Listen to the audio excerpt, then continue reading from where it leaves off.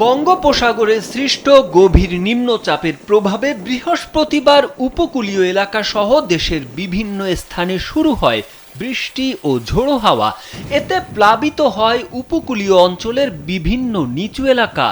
নদ নদীতে স্বাভাবিকের চেয়ে অনেক বেশি উচ্চতায় জোয়ারের পানি প্রবাহিত হওয়ায় পরিস্থিতি দুর্যোগের রূপ নেয়। শুক্রবার সকালে অভ্যন্তরীণ নদী বন্দরের জন্য সতর্কবার্তা দেওয়া হয়। এতে বলা হয়, বরিশাল, পটুয়াখালী, নোয়াখালী, কুমিল্লা, চট্টগ্রাম, কক্সবাজার এবং সিলেট অঞ্চলের ওপর দিয়ে দক্ষিণ ও দক্ষিণ পূর্ব দিক থেকে ঘন্টায় 60 থেকে 80 কিলোমিটার বেগে বৃষ্টি ও বজ্রবৃষ্টি সহ ঝোড়ো হাওয়া বয়ে যেতে পারে।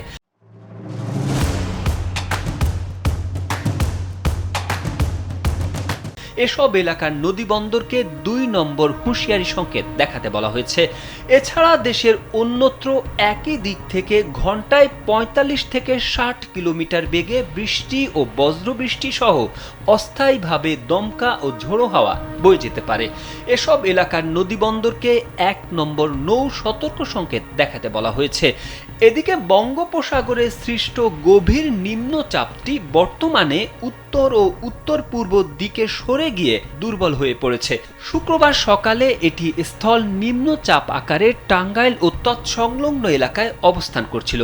এটি আরও উত্তর ও উত্তর পূর্ব দিকে অগ্রসর হয়ে বৃষ্টি ঝরিয়ে ক্রমশ আরও দুর্বল হতে পারে।